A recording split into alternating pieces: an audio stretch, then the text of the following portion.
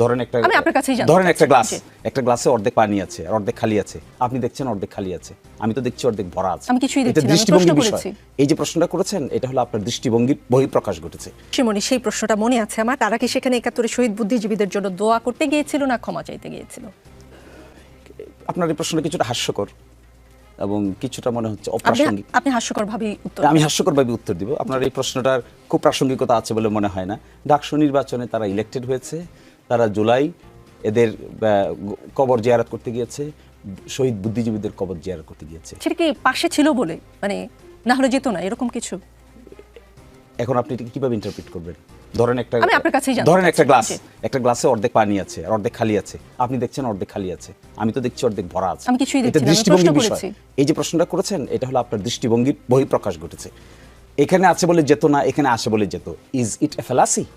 Can it be argued? What should be the argument? Argument should be তারা ইয়াং টকবগে ছাত্র, ঢাকা বিশ্ববিদ্যালয়ের অধিকাংশের ভোটে ইলেক্টেড হয়ে যাওয়ার পরে দে পেইড দেয়ার অ্যাটেনশন বুদ্ধিজীবী কবরস্থানেও, দে পেইড দেয়ার অ্যাটেনশন। এটা তো আমাদের আপনাদের এই ধরনের কোয়েশ্চেন করার চাইতে we should appreciate it because they have taken a very positive, innovative, creative initiative. তাহলে কি ৭১ নিয়ে শিবিরের বা জামায়াতের পলিসিতে কোনো পরিবর্তন হয়েছে? শিবির আপনার চোখের সামনে কি করছে দেখেন না? আপনার এবার ইনক্লুসিভ কি প্যানেল দিয়েছে তারা? ঢাকা বিশ্ববিদ্যালয় ইনক্লুসিভ প্যানেল দেয়নি তারা? ঢাকা বিশ্ববিদ্যালয় অনেকে বলছেন যে শিবিরের জয়ের পিছনে this is one of the reason. আমি অনলাইন একটা অ্যানালাইসিস দেখেছি।